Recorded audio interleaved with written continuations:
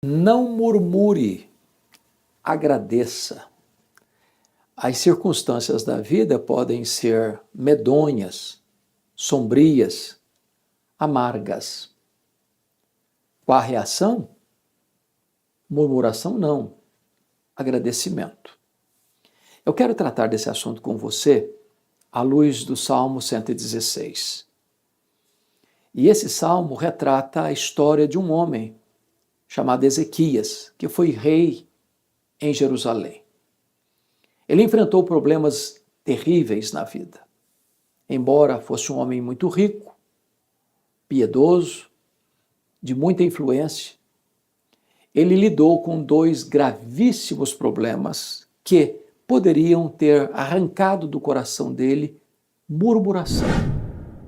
Mas ele viu a intervenção de Deus e neste salmo ele pergunta assim: que darei ao Senhor por todos os seus benefícios para comigo?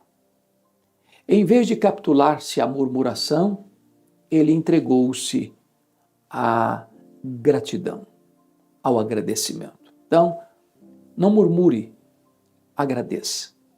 Mas eu queria aqui traçar para você o cenário que ele viveu. E nesse Salmo 116, que muitos estudiosos o atribuem ao rei Ezequias, ele vai contar para nós o que aconteceu. No verso de número 3, ele disse: laços de morte me cercaram, e angústias do inferno se apoderaram de mim. Caí em tribulação e tristeza. Veja você que ele está lidando com dois problemas, um externo e um interno. Um circunstancial, outro sentimental. O circunstancial é que foi no governo dele que as 10 tribos do norte, chamado Reino de Israel, cuja capital era Samaria, caiu nas mãos do poderoso Império Assírio. Esse mesmo império poderoso, guerreiro, expansionista, cercou a cidade de Jerusalém, a capital do Reino do Norte, onde Ezequias era o rei. E afrontosamente mandou um recado para o rei: capitule-se, renda-se, porque nenhum Deus poderá livrar você das minhas mãos. O rei Ezequias, acuado, entrincheirado pelo inimigo, buscou a Deus em oração. E o profeta Isaías disse para o rei: você não precisa temer, essa peleja não é sua, é de Deus. E então, diante daquela afronta, na iminência de um ataque militar, Deus escalou um único anjo que feriu ao redor de Jerusalém 185.000 soldados assírios. E Jerusalém foi poupada. O inimigo não invadiu a cidade. Deus trouxe um livramento para ele de uma ameaça real, de um perigo mortal. Porque eram laços, e não laços de brincadeira, mas laços de morte. Não aqui, ali ou acolá, laços de morte me cercaram, disse ele. Mas agora esse rei está enfrentando um segundo problema, quando ele dizia: angústias do inferno se apoderaram de mim. Eu acho que você conhece angústia. Todos nós sabemos o que é angústia. Num grau maior ou menor, todos nós lidamos com esse problema. Acontece que Ezequias adjetiva a angústia que o aflige como angústias do inferno. É como se ele dissesse que o inferno havia mudado de endereço, que o inferno estava instalado em seu peito. O resultado desta angústia terrível e avassaladora é que ele caiu em tribulação e tristeza. Tribulação é a ideia de um achatamento, um esmagamento, ser passado debaixo de um rolo compressor. Ele disse que a alegria foi embora do seu rosto, a tristeza tomou conta do seu coração. A que ele está se referindo? No mesmo período em que ele, aos 39 anos de idade, está lidando com a iminência de uma invasão militar, ele também enfrenta uma doença, uma enfermidade, uma úlcera, que não pôde ser tratada pela medicina do tempo, e a sentença para ele foi sentença de morte. O próprio Deus mandou o profeta Isaías ao seu palácio, dando-lhe um recado urgente, um ultimato. Põe em ordem a tua casa, porque morrerás e não viverás. Portanto, este homem que está lidando com a ameaça militar, e Deus deu o livramento, agora está lidando com a doença mortal. E ao receber esse recado, o rei Ezequias se volta para a parede, ora fervorosamente, chora copiosamente, e Deus responde rapidamente. O profeta Isaías não tinha saído da cidade ainda, quando Deus diz para ele, volta lá, e dize a Ezequias, príncipe do meu povo, que eu ouvi a sua oração, eu vi as suas lágrimas, vou curá-lo da sua doença, vou libertar Jerusalém do iminente ataque militar, e no terceiro dia ele subirá à casa de Deus e dará testemunho desse grande milagre. Aquela angústia do inferno, que era angústia de morte, fora retirada e ele foi poupado. Porque ele vai descrever no versículo 4 do Salmo 116, então eu invoquei o nome do Senhor. Porque ele não estava só caído, não, ele estava prostrado, conforme diz o versículo 6. Nocauteado. Ele estava completamente vencido pelo problema. Mas nessa hora aguda, grave, ele invoca o Senhor. Às vezes, quando o ser humano está no fundo do poço, só tem uma direção para olhar. É para cima, é para o alto, é para Deus. E quando ele invocou o nome do Senhor, ele descobriu algo maravilhoso, que diz assim, então eu invoquei o nome do Senhor, ó Senhor, livra-me a alma, compassivo e justo é o Senhor. O Senhor veio pelo simples, eu estava prostrado, e o Senhor me salvou. Ele descobriu em primeiro lugar que Deus se importava com ele, que Deus é compassivo, que Deus não está longe, distante, indiferente, que Deus é o Deus conosco, que Ele se importa com a nossa vida, que Ele diagnostica o nosso sofrimento, que Ele vê as nossas lágrimas, que Ele percebe a nossa dor. Ele é cheio de bondade, misericórdia, compaixão. Ele sofre conosco, Ele padece conosco. Mas Ele disse também que Deus é justo, porque às vezes você está passando por situações adversas, porque o inimigo terrível e injustamente ataca você, fere você, persegue você. E Deus não é só compassivo, Ele é justo também, para livrar você das mãos do adversário, para tirar você desse cipoal circunstancial. E então, Ezequias está compreendendo que este Deus é o Deus que vem em nosso socorro nas horas mais difíceis da nossa vida. Mas este homem vai descrever, no versículo 8, os livramentos que Deus lhe deu. Ele diz, porque livraste da morte a minha alma, das lágrimas os meus olhos, da queda os meus pés. Há aqui 3 livramentos. O primeiro é um livramento espiritual, livraste da morte a minha alma. De todos os livramentos, o mais importante é este, é o livramento espiritual. Porque a nossa vida não se encerra com a morte.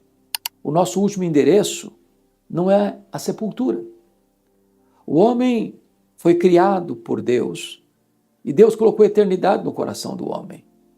A vida dele, biológica, encerra-se com a morte, mas a vida prossegue, a vida continua. O homem terá que dar contas a Deus da sua vida. Diante dele está a eternidade. E ele disse que a maior e mais urgente libertação de que ele precisava era a libertação espiritual. Porque o que adianta você ter saúde, riqueza, prazeres, sucesso, fama, se você não está preparado para encontrar-se com Deus? Se você não tem a garantia da vida eterna? Então a maior necessidade do rei Ezequias não era de cura, nem mesmo de um livramento de um exército inimigo, mas da sua salvação. E Deus é o Deus que livra, e livra espiritualmente. Mas em segundo lugar, é um livramento emocional. Livraste das lágrimas os meus olhos. É claro que a vida não se desenrola num parque de diversões. A vida não está protegida numa estufa espiritual. Não estamos blindados neste mundo. Lidamos com perigos reais. Enfrentamos batalhas terríveis. Navegamos por mares revoltos. Atravessamos desertos tórridos. Caminhamos por estradas juncadas de espinhos. Os inimigos nos espreitam. Os nossos sentimentos nos atormentam. Vivemos dias difíceis, onde a dor lateja no nosso coração, onde as lágrimas quentes rolam pelo nosso rosto, e Deus é poderoso para enxugar nossas lágrimas. Das lágrimas livraste os meus olhos, diz ele. Deus estanca as lágrimas e Deus trabalha lá na causa que nos faz chorar. Deus é o Deus que traz livramento emocional. Mas em terceiro lugar, Ezequias diz que Deus traz também livramento moral, quando ele diz assim: da queda livraste os meus pés. Nenhum de nós é tão forte a ponto de caminhar seguro no bordão da autoconfiança. Somos frágeis, somos vulneráveis. Deus conhece a nossa estrutura e sabe que somos pó. Não podemos caminhar confiados em nós mesmos. Somos frágeis demais, impotentes demais, fragílimos, somos pó. Então, a não ser que Deus segure firme a nossa mão, nós não poderemos avançar. A não ser que Deus nos segure nos seus braços eternos, não poderemos ficar de pé. Nós não poderíamos vencer na vida, a não ser que Deus nos guie com a sua mão e com o seu conselho eterno. Ou seja, Paulo diz assim: aquele que pensa estar em pé, veja que não caia. A não ser que Deus segure a nossa mão, nós vamos resvalar os pés. O que nos segura de quedas vergonhosas, de pecados horríveis, de adversidades medonhas, é a mão poderosa de Deus nos guardando, nos protegendo e nos segurando. Deus protege espiritualmente, Deus protege emocionalmente, Deus protege moralmente. É o livramento grande que Deus deu ao rei Ezequias, que pode dar também a você.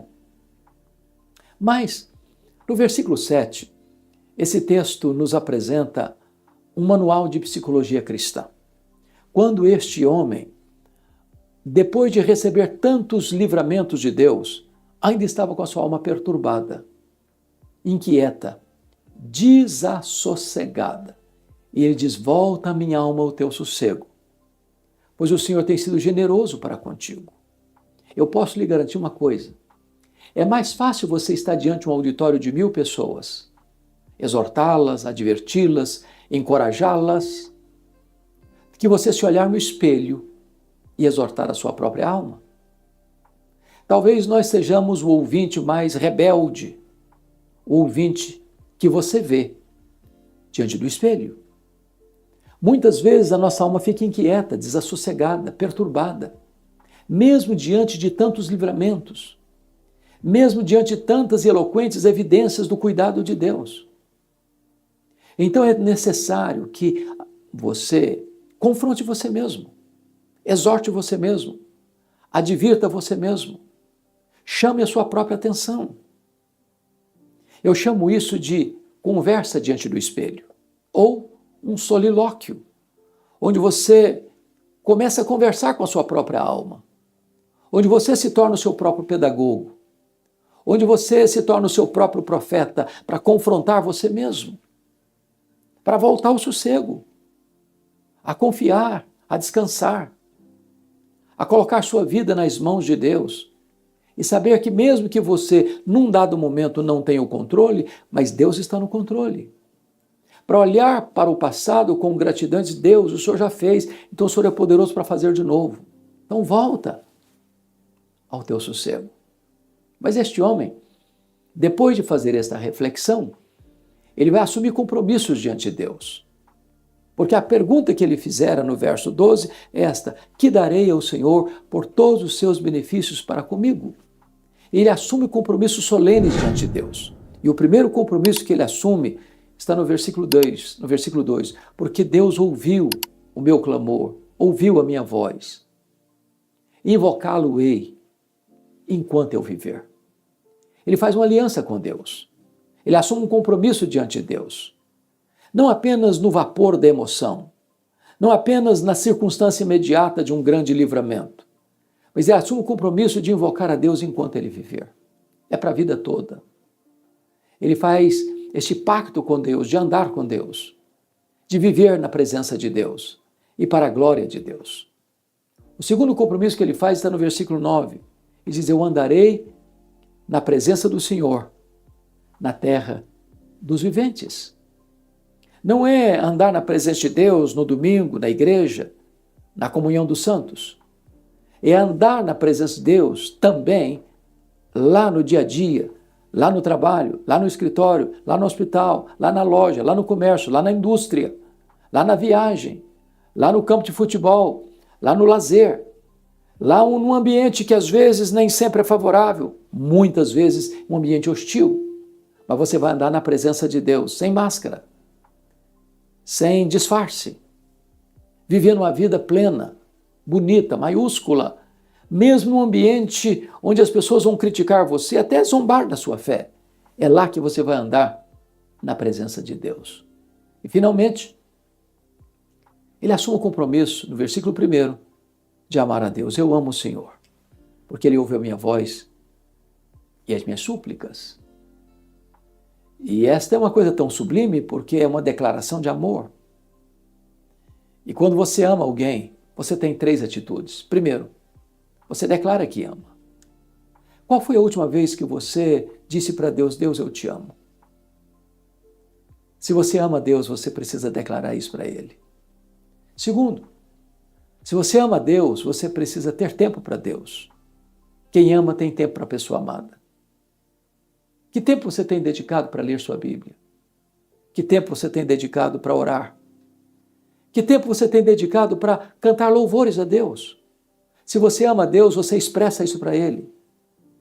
Você declara isso para Ele, dedicando tempo e prioridade para Ele. Aliás, Jesus nos disse: buscai, pois, em primeiro lugar o reino de Deus, e as demais coisas vos serão acrescentadas.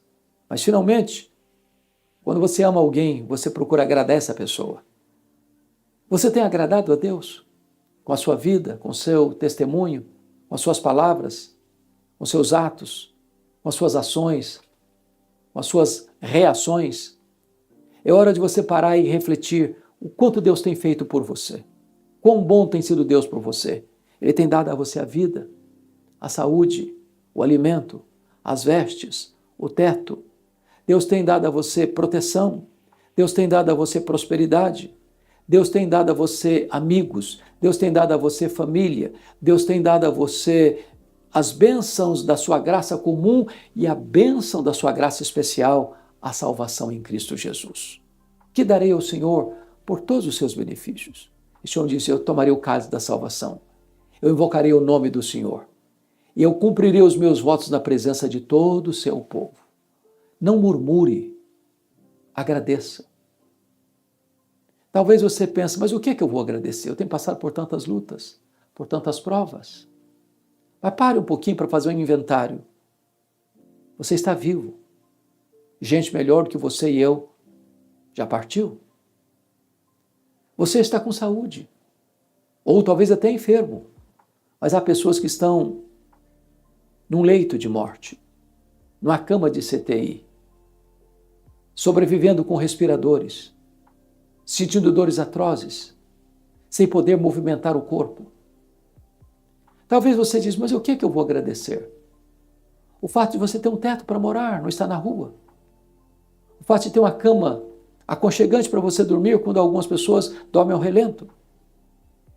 O fato de você ter pão sobre a sua mesa quando tantas pessoas, mundo afora, passam fome. O que você vai agradecer? O fato de você ter um corpo que funciona, a mais incrível máquina que já foi feita, o corpo humano. o seu cérebro que funciona, o seu coração que bombeia sangue para o seu corpo, os seus pulmões que levam você a respirar sem precisar de um respirador mecânico, o fato de você ter rins que filtram o seu sangue e você não está numa máquina de hemodiálise, o fato de você ter pernas que andam quando você não está preso numa cadeira de rodas, o fato de você ter olhos que enxergam e você não está às escuras, o fato de você poder ouvir quando tantos não ouvem, o fato de você estar vivo quando todos, ou quando muitos, melhor dizendo, já perderam a vida. Ah, você tem tanto para agradecer. Não murmure, agradeça. E se você abrir os olhos para agradecer, você não poderá contar as bênçãos, são maiores que você pode enumerá-las. Tudo vem de Deus, tudo vem por meio de Deus e tudo deve ser devolvido para Deus. Devolva para Deus este gesto de gratidão. Não murmure, agradeça.